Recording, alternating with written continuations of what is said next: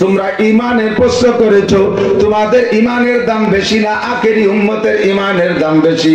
এই প্রশ্নের জবাবে আমি বলি, তোমরা যারা আমাকে দেখে ঈমান এনেছো, তোমাদের ঈমানের চাইতে আমাকে না দেখে যারা রাসূল বলে স্বীকার করবে, আমার সেই উম্মতের দাম, ঈমানের দাম তোমাদের ঈমানের চাইতে 100 গুণ বেশি। ব্যবস্থাও তেমন রেখেছেন। আল্লাহ পাকের কত নাম? 100 নাম। তার ভিতরে সিফাতি নাম, গুণগত নাম 99টা আমাদের কাছে প্রসিদ্ধ আছে। 99টা গুণগত নামের মানে আল্লাহর 99টা গুণ আছে। কয়টা গুণ? আল্লাহর মাত্র কয়টা গুণ? আল্লাহর মাত্র 99টা গুণ। অথচ আমাদের দেশের নেতারা অসংখ্য গুণের অধিকারী। তাহলে আল্লাহ নেতাকে চাইতে পিছিয়ে পড়ে গেল না? এজন্য আমি বলি আল্লাহ 99টা গুণের অধিকারী না, আল্লাহ অসংখ্য গুণের অধিকারী। ঠিক না? তো অসংখ্য গুণের মধ্য থেকে আমাদের কাছে প্রকাশ করেছেন 99টা গুণ। আল্লাহ পাকের এই অসংখ্য গুণের মধ্যে একটা গুণ ফাআলুল লিমা ইউরিদ, যা খুশি তাই করেন। আর একটা হলো আলা কুল্লি শাইইন কাদির, যা করার ইচ্ছা করেন তা আল্লাহ করতে পারেন। এই ক্ষমতা কার? আমেরিকার প্রেসিডেন্ট, ইসরায়েলের প্রেসিডেন্ট, রাশিয়ার প্রেসিডেন্ট, বাংলাদেশ প্রেসিডেন্ট, জগতের কাহারও যা খুশি তা করার ক্ষমতা একমাত্র কার? সোচনা কাহি খোদা কা হাত চুনি, তো খুদ সোচনা কাহি খোদা কা হাত চুনি, মেদে হাদিজাত মুরাদে মুত্তাকি। মানুষ একরকম চায়, আল্লাহ আর এক রকম চায়। তাৎক্ষণিকভাবে মানুষ মনে করে আমি যেটা চাইতেছে এইটা ভালো, আল্লাহ চাইতেছে তার বিপরীত। আমি জানি না কার চাওয়ার মধ্যে মঙ্গল। অবশ্যই স্বীকার করতে হবে আল্লাহর চাওয়ার মধ্যে। আজকে মাহফিলের দিন, কে ভাবছে এই মাঘ মাসে বৃষ্টি হবে? 6 মাস মাহফিল করি আমরা রমজানের আগে। আমি সেপ্টেম্বরের 1 তারিখ থেকে ধারাবাহিক, আগস্টও কিছু করছি ভাদ্র মাসে। সেপ্টেম্বরের থেকে বিরামহীন চলতে তালে আছে মার্চের 10 তারিখ পর্যন্ত। 6 মাস 10 দিন মাহফিল করব, আল্লাহ যদি বাঁচায় রাখে। সব ডেট গুলো গত রমজানে লিখে রাখছি। হাজার হাজার মানুষ আসছে, প্রত্যেকেই চাইছে পুষ মাঘ ফাল্গুন, পুষ মাঘ ফাল্গুন। তো পুষ মাসে গেছে ধুমসা শীত, আর মাঘ মাস শুরু হয়েছে আবহাওয়া খারাপ দিয়ে। ভালো যে তারিখগুলো, তার ভিতরে একটা তারিখ আপনাদেরকে দেওয়া। মালিকের ইচ্ছা আজকে বৃষ্টি দেবেন। এই বৃষ্টির ভিতরে আল্লাহ পাক রব্বুল আলামিন আমাদের জন্য বিশাল পুরস্কার রেখেছেন। কোন সুবহানাল্লাহ। বলে থাকি প্রতিকূল পরিবেশে ইবাদত করলে আল্লাহ বেশি খুশি হয়, যার কারণে প্রতিদানও বেশি রেখেছেন। প্রতিদান আল্লাহ পাক বেশি রেখেছেন। সাহাবায়ে কেরাম নবী আলাইহিস সালাতু ওয়াস সালামের কাছে জিজ্ঞাসা করেছে, হুজুর আমরা তো স্বর্ণ যুগের মানুষ, একটু চেপে চেপে দাঁড়াইয়া একটু কায়দা করে যারা বসছে তাদেরকে দেখার সুযোগ দেন। আপনারা দাঁড়াইতে না, ওদিকে আবার উপরে কিছু নাই, তাহলে এই মাঝখানে এসে কি করা যায়? মহা মুশকিল। আবার বৃষ্টি আল্লাহর রহমতে এখন আর একটু জোর দিল, গিয়ার বাড়ায় গেছে।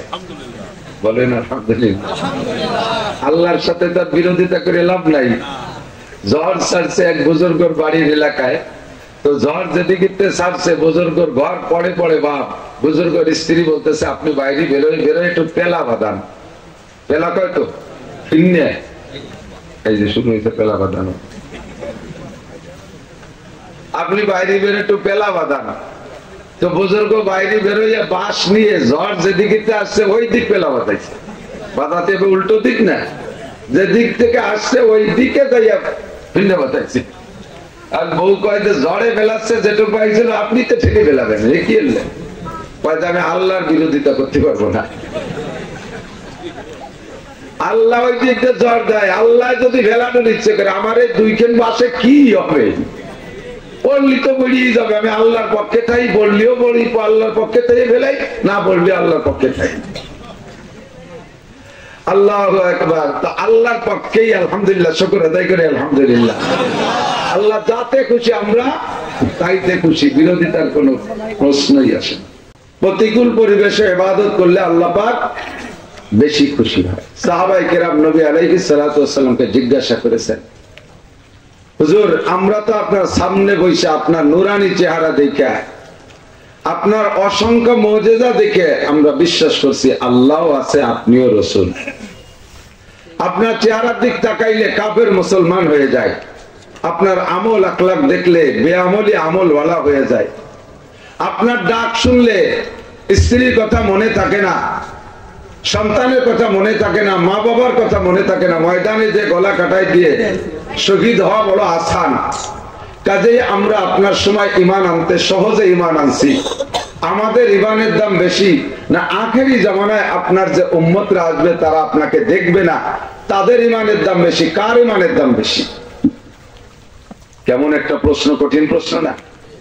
নবী পাক জবাব দিলেন, তোমরা যারা আমার সামনে আছো, আমাকে দেখেছো, ঈমান এনেছো, তোমরা সাহাবী, তোমাদের সমমর্যাদা তোমরা ছাড়া জগতে আর কেউ পাইবে না। সাহাবী হওয়ার মর্যাদা আল্লাহ পাক রব্বুল আলামিন তোমাদের সম্মানে প্রশংসা করে বলেছেন, তোমাদের সার্টিফিকেট দিয়েছেন, রাদিয়াল্লাহু আনহুম ওয়া রাদু আন। আল্লাহ পাক তোমাদের উপরে সন্তুষ্ট, তোমরা যেমন আল্লাহর উপরে সন্তুষ্ট। এই সুসংবাদ আর কাহারও জন্য নয়, তোমাদের জন্য আল্লাহ পাক কোরআনে কারীমের মধ্যে নাযিল করেছেন। শাহ আব্দুল কাদের জিলানী রাহমাতুল্লাহ আলাইহির কাছে জিজ্ঞাসা করেছেন, হযরত আল্লাহর নবীর ১৬ লক্ষ সাহাবার ভিতরে যে কোন একজন সাহাবীর দাম বেশি না আপনি আব্দুল কাদের জিলানীর দাম বেশি? আব্দুল কাদের জিলানী রাহমাতুল্লাহ আলাইহি বলেন, নবী পাকের ১৬ লক্ষ সাহাবীর ১ নম্বর আবু বকর, ২ নম্বর ওমর, ৩ নম্বর ওসমান, ৪ নম্বর আলী, এমন করে সিরিয়াল দিতে দিতে দিতে দিতে ১৬ লক্ষ নম্বরের সাহাবী যেই সাহাবী মাত্র নবীকে একবার দেখে চলে আসছে ঈমান গ্রহণ কইরা, আর নবীকে দেখে নাই, ওই সাহাবী আর আমি আব্দুল কাদেরের মধ্যে পার্থক্যটা শুনে নাও। ওই সাহাবী যে ঘোড়ার পিঠে চড়ে, ওই ঘোড়ার নাকের মধ্যে চলার অবস্থায় যে ধুলা যায় আর আসে, তার পায়ের খুরে যে ধুলা লাগে, আমার মতো ১০০০ আব্দুল কাদেরেরও তার সমপরিমাণ দাম না।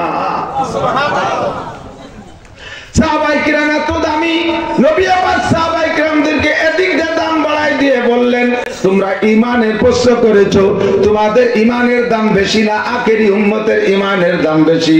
এই প্রশ্নের জবাবে আমি বলি, তোমরা যারা আমাকে দেখে ঈমান এনেছো, তোমাদের ঈমানের চাইতে আমাকে না দেখে যারা রাসূল বলে স্বীকার করবে, আমার সেই উম্মতের দাম, ঈমানের দাম তোমাদের ঈমানের চাইতে ১০০ গুণ বেশি। তোমরা স্বর্ণ যুগের মুসলমান, তোমাদের ঈমান আনা বড় সহজ। যে কোনো প্যাচে আটকাই দিব আমাকে, আমি জিবরাইলের সাথে যোগাযোগ করব, জিবরাইল আল্লাহ পাকের কাছ থেকে কথা আইনা আমার কাছে শিখাই দেবেন নগদ নগদ ওহীর মাধ্যমে তোমাদেরকে আমি শরীয়ত শিখাবো। তোমাদের ঈমান ইসলামের পর চলা এজন্য সহজ। আর আখেরি জামানায় আমার সাধারণ পাবলিক উম্মতরা উলামায়ে কেরামের কাছ থেকে এই কিসসাগুলো শুনবে, শুনে শুনে তারা বিশ্বাস করবে, শুনে শুনে তারা বিশ্বাস করবে। কাজেই তাদের ঈমানের দাম আল্লাহর কাছে তোমাদের ঈমানের চাইতে ১০০ গুণ বেশি।